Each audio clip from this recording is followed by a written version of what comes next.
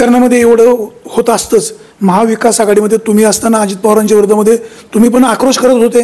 आता अजित पवारांच्या सोबत काम करावं लागतंय. अजून कामाला सुरुवात झालेली नाही.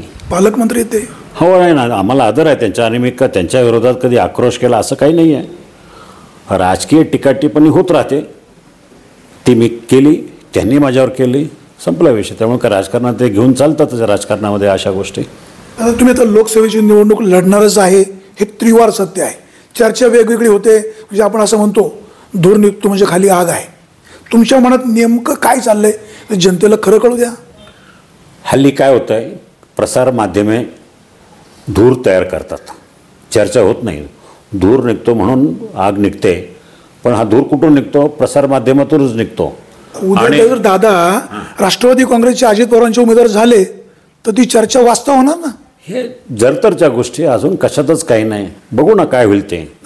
मध्यंतरी महिनाभर तुम्ही इथे नव्हता, परदेशात राष्ट्रामध्ये होता.